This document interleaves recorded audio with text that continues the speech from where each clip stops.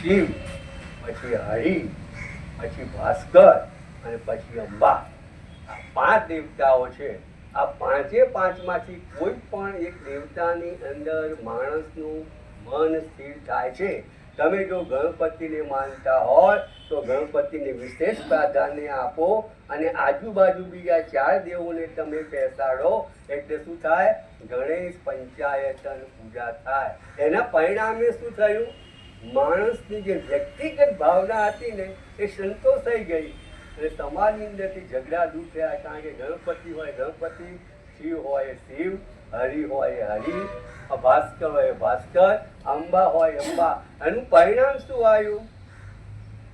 પરિણામ એવું આવ્યું કે વ્યક્તિગત જીવન, કૌટુંબિક જીવન, સામાજિક જીવન, રાષ્ટ્રીય જીવન, વૈશ્વિક જીવન બધું ઉચ્ચ સ્તરે પોતે જવા લાગે છે. આ સરસ મજાની યુક્તિ શંકરાચાર્ય આ રીતે આપણને પોતે બતાવી છે. હવે સૌથી પહેલા આપણે વાત કરીએ તો ગણપતિ. ગણપતિ એ શું છે? આપણને બધાને ખબર હોવી જોઈએ, બુદ્ધિના દેવતા છે. ગણપતિ શું છે? બુદ્ધિના દેવતા છે. દરેક માણસ આગળ વાત કરીને એ કેવો હોવો જોઈએ? બુદ્ધિનિષ્ઠ હોવો જોઈએ. સમાજમાં બધા માણસો જો બુદ્ધિનિષ્ઠ બને ને તો ટૂંક સમયની અંદર સમાજની અંદર દુનિયાની અંદર સ્વર્ગ પોતે આવી જાય છે. પણ થાય છે શું? જે બુદ્ધિવાદી માણસ હોય છે એ છતી આંખે આંધળા જેવો હોય છે. એ દુર્યોધન પણ પોતે ભગવાન શ્રી કૃષ્ણ કહે છે કે હું ધર્મ જાણું છું પરંતુ તેમાં પ્રવૃત્ત પોતે થતો નથી. આ ધર્મ કહેવાય, એમાંથી નિવૃત્ત પોતે થતો નથી. બુદ્ધિવાદી માણસ કયા પ્રકારનો હોય છે? એ ભગવાનની પૂજા તો કરે છે, ઈશ્વરની આરાધના તો કરે છે. એની આરાધના હોય છે ને એ આત્મ આરાધના હોય છે કે લોકો મને સારો કેમ કહે, લોકો મને મોટો કેમ કહે, લોકો મારી પૂજા કેમ કરે. આવું લોકો પોતે વિચાર કરતા હોય છે કે બુદ્ધિવાદી માણસને બહુ ભયંકર પોતે હોય છે અને જાતને પોતે શ્રેષ્ઠ માનતો હોય છે. એક સેન્ટેન્સમાં કહેવું હોય તો આપણે જે ગણપતિની જે પૂજા કરીએ છીએ એ બુદ્ધિ, દરેક માણસ બુદ્ધિનિષ્ઠ આ પ્રમાણે પોતે હોવો જોઈએ. આ ગણપતિ દાદા આપણને સમજાવે છે. પછી આવે છે શિવની ઉપાસના. હવે શિવની જે ઉપાસના છે ને એ માણસને શું કરે છે? કલ્યાણ કરે. શિવજી એ કયા દેવતા છે? શિવજી એ જ્ઞાનના દેવતા છે. ગણપતિ બુદ્ધિના દેવતા છે તો શિવજી એ જ્ઞાનના દેવતા છે. માણસે પોતે જ્ઞાનના આરાધક બનવી જોઈએ. એના માટેની અભિલાષા, અભિરુચિ અને અભિલાષા એના મનમાં નિર્માણ કરવી જોઈએ. માણસે જ્ઞાન મેળવવા માટે પ્રયત્ન કરવો જોઈએ. જ્ઞાન મેળવશે ને તો ભગવાન શું છે એની પોતે એક્ચ્યુઅલી આ પ્રમાણે પોતે ખબર પોતે પડશે. ટૂંકમાં એ શિવની ઉપાસના છે ને આજે શું થયું છે? માણસ આત્મપૂજક બન્યો. એટલે કે બહુ પોતાનું જે બાહ્ય સૌંદર્ય હોય છે એને વધારે પડતું પોતે મહત્વ માણસ પોતે આપતો હોય છે, પણ અંદરનું સૌંદર્ય માણસે પોતે જોવું જોઈએ. એટલે શિવ ઉપાસનાની અંદર એક મહત્વની વાત કહેવામાં આવી છે કે કોઈ પણ કાર્ય તમારે સફળતાપૂર્વક પાર પાડવું હોય તો તમારી કેટલી શક્તિ છે એનો તાગ હંમેશા મેળવવો જોઈએ. એમને એમ કાર્ય શરૂઆત કરી દેવી જોઈએ નહીં, પણ આ કાર્ય કરું છું તો ખરો તો મારી શક્તિ કેટલી એનો હંમેશા વિચાર કરવો જોઈએ.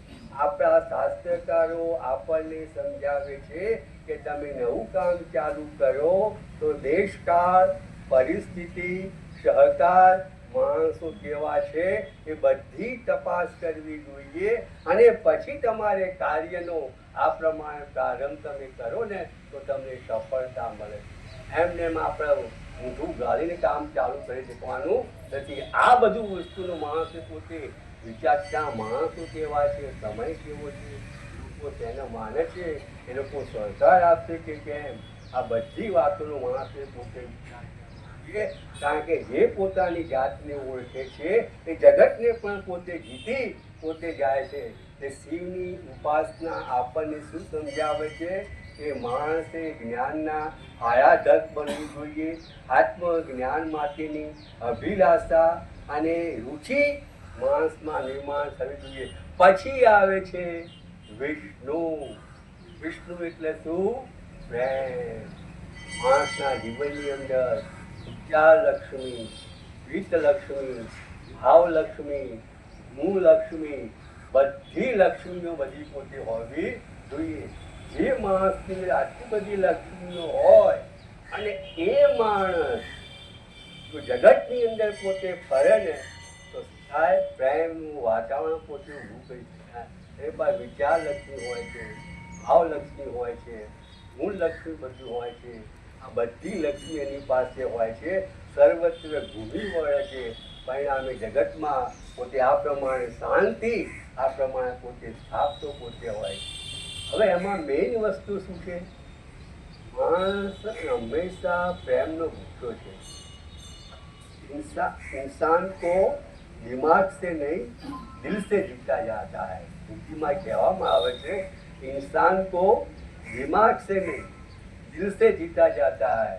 તમે કોઈનું શરીર જીતી શકો, મન જીતી શકો, બુદ્ધિ જીતી શકો, પણ કોઈનું હૃદય મેળવવું ને બહુ અઘરામાં અઘરું કામ હોય ને તો હૃદય મેળવવું એ ઘણું કઠણ વાત છે. પરંતુ આ જો 5 લક્ષ્મી હોય અને તમે જો કામ કરો ને તો તમને યોગ્ય પરિણામ તમારા પોતે મળતું હોય છે. અને પ્રભુ કાર્ય જે માણસો પોતે કરતા હોય એ લોકોને આવી સેવા કરવી જોઈએ. સેવામાં દુર્ગંધ પણ પોતે આવી જોઈએ નહીં, પણ પ્રભુ કાર્ય કર્યો છો તેમાં સુગંધ પણ આવી જોઈએ. આ વસ્તુ આપણને પ્રેમ વિષ્ણુ આપણને પોતે સમજાવે છે. એટલે આપણે બહુ લાંબુ યાદ નહીં રાખવાનું. ગણપતિ એટલે બુદ્ધિના દેવતા, શિવજી એટલે જ્ઞાનના દેવતા, વિષ્ણુ એટલે પ્રેમના દેવતા. પછી આવે છે ભાસ્કર. ભાસ્કર એટલે શું? ભાસ્કર એટલે સૂર્ય. એ દિવાકર પણ કહેવામાં આવે છે, રવિ પણ કહેવામાં આવે છે, સૂરજ પણ કહેવામાં આવે છે. બહુ નામો છે, 15-20 નામો પોતે છે. ટૂંકમાં આપણો મુખ્ય પોઈન્ટ આપણે વાત કરીએ. ભાસ્કર એટલે કે તેજ. એનો અંડરલાઈન કરવા જેવું વાક્ય છે કે માણસે પોતે તેજ પૂજક બનવું જોઈએ. માણસે તેજસ્વી બનવાનો પ્રયત્ન કરવો જોઈએ. બીજો માણસ તેને હંમેશા કદાપી હીન, દુબળો, દિન કે લાચાર સમજવો જોઈએ નહીં. પણ મારા જેવો એ માણસ ક્યારે બને ને એનો સતત એ માણસે પોતે વિચાર કરવો જોઈએ. તો જગતની અંદર સ્વર્ગનું વાતાવરણ હોવું જોઈએ. હવે આપણે વિચાર કરીએ ભગવાન કેવા છે? ભગવાન તેજો છે, તેજોમય છે. તમે ભગવાન જુઓ ને તો ભગવાન કેવા છે? તેજોમય છે. એ આપણને શું સમજાવે છે કે હું તેજોમય છું ને તોય તમે તેજસ્વી પોતે હોવા જોઈએ. માણસ કેવો હોવો જોઈએ? તેજ પૂજક અને તેજ પ્રશંસક હોવો જોઈએ. તેજો દ્વેષી હોવો જોઈએ નહીં. જે માણસ તેજ પૂજક હોય છે, તેજ પ્રશંસક હોય છે, એની તેજસ્વીતા ભગવાન હોય છે એ પોતે વધારે છે. પણ જે તેજો દ્વેષી હોય છે ને એને ભગવાન શું કરે છે? તે એનું નાશ પોતે કરતા હોય છે. અને આ સૂર્ય છે, એ સૂર્ય છે એ આપણને શું આપે છે? ઉષ્મા આપે છે, ઉર્જા આપે છે, જીવન પોતે આપે છે. આટલી બધી વસ્તુઓ આપે છે, છતાં ક્યારેક કોઈ કહેતો નથી. આપણે કોઈ માણસે મદદ કરી હોય ને તો આખા સમાજમાં કહેતા ફરીએ છીએ. પણ સૂર્ય આપણને કેટલું બધું આપે છે તો સૂર્ય કદાપી પોતે કહેતો નથી. અને સૌથી છેલ્લે આપણે વાત કરીએ અંબા. અંબા એટલે શું? અંબા એટલે કે શક્તિ. ભક્તોએ, તત્વચિંતકોએ હંમેશા એક વાત યાદ રાખવી જોઈએ. તમારી પાસે ગમે એટલા સારા વિચારો હશે, પણ જો તમારા પાસે શક્તિ નહીં હોય ને તો સારા વિચારોને કોઈ યાદ કરશે નહીં. એની કોઈ કિંમત નથી. તમારી સંસ્કૃતિ ટકાવવા માટે તમારે શક્તિ મેળવવાની જરૂર પોતે છે. અને ક્રિયાશીલ અસત્યની સામે નિષ્ક્રિય સત્ય ક્યારે પણ જીતી શકતું નથી. જો તમારે જીતવું હોય તો નિષ્ક્રિય સત્ય હોય છે એને ક્રિયાશીલ સત્ય બનાવવું પડશે. આ ક્રિયાશીલ સત્ય હશે ને તો તમે વિજય પોતે પ્રાપ્ત કરી શકશો. ચૂપચાપ નિષ્ક્રિય બેહરી રહેવાથી કશું પોતે કામ સંસ્કૃતિનું પોતે થતું નથી. એટલે આપણે મહાભારતનું દ્રષ્ટાંત આપણને ખબર છે કે પાંડવો હોય છે કે જ્યારે વનવાસ ભોગવી રહ્યા હોય છે ને તો પાંડવ તમને મસ્તીમાં હોય છે. આપણી પાસે કેટલી બધી શક્તિ છે. ભીમ છે, અર્જુન છે, બધા જબરજસ્ત મહારથીઓ છે. એટલે વ્યાસના ખબર પડી જાય છે. વ્યાસ પછી એમને મારવા માટે આવે છે. તમને ખબર છે તમારે કોની સામે યુદ્ધ કરવાનું છે? પાંડવો આનામાંથી વ્યાસમાંથી અક્કલ છે નહીં. ભીમ પોતાની ગદા ઉપર હાથ ફેરવે છે, અર્જુન બાણ ઉપર પોતે હાથ ફેરવે છે. એ વખતે વ્યાસ છે એમને સમજાવે છે કે તમારી સામે ભીષ્મ પિતામહ હશે, કોણ હશે, કર્ણ હશે, એ લોકો જ્યાં દ્રોણાચાર્ય હશે એ લોકો લડવા માટે ઊભા થશે ને તો તમે ત્રણ ફાને જ્યાં મૂળી જશો. તમારી કોઈ કિંમત પોતે રહેશે નહીં, કારણ કે તમારી પાસે શક્તિ નથી. એ લોકો પાસે બહુ પોતે શક્તિ છે. એટલે વ્યાસ પોતે શું કરે છે? અર્જુનને ઇન્દ્રકીલ પર્વત ઉપર પશુપાશસ્ત્રની વિદ્યા મેળવવા માટે પોતે નીકળે છે. અર્જુને પોતે વિદ્યા પ્રાપ્ત કરે છે. ટૂંકમાં ભાસ્કર એટલે કે તેજ.